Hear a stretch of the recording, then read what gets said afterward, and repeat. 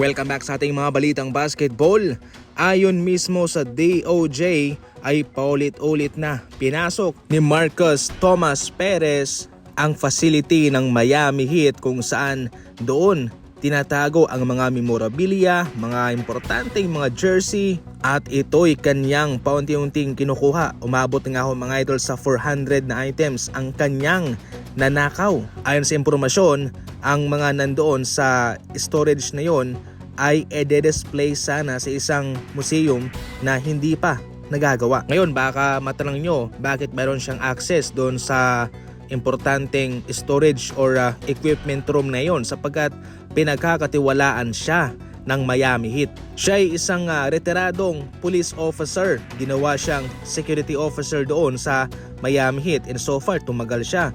Galing sa 2016 hanggang sa 2021 at kalaunan lumipat naman siya sa mismong NBA bilang security staffer. Kumbaga mayroon siyang hinahawakan na grupo ng mga officer. Ang kanyang mga memorabiliyang ninakaw ay kanyang ibinibenta kaagad mga idol at nasa halos $2 million ang halaga ng kanyang mga naibenta sa halos 100 na items.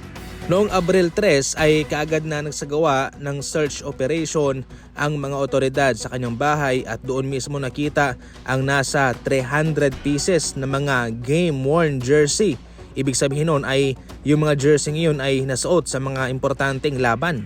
At kumpirmado po na ito'y nanggaling mismo sa Miami Heat. So far ang pinakamalaking halaga na kanyang naibenta ay yung jersey ni LeBron James na sinuot sa kanilang laban versus Spurs kung saan siya ay tinanghal bilang Finals MVP. Ito ay kanyang naibenta sa staggering amount of $100,000 at kalaunan na auction sa presyong 3.7 million. Matagal ng issue ito para sa Miami Heat sapagkat maraming mga gamit ang nawawala sa kanila at hindi nila alam kung sino ang gumagawa nito. Pero sa ngayon, eto na, nalaman na.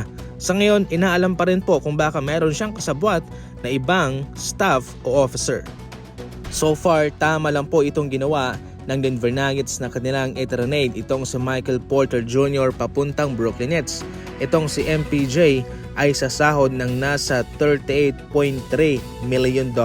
Malaking halaga para sa isang player na so far ay hindi naman gaanong nagko-contribute para sa kanila. Magaling si Porter Jr. pero so far kulang po ang kanyang naibibigay na performance para sa Nuggets. Gayunpaman, heto nga mga idol ang isang comparison kung saan sina Valanciunas, Johnson, Tim Hardaway Jr. at Bruce Brown ay nag-combine sa payout na 37 million.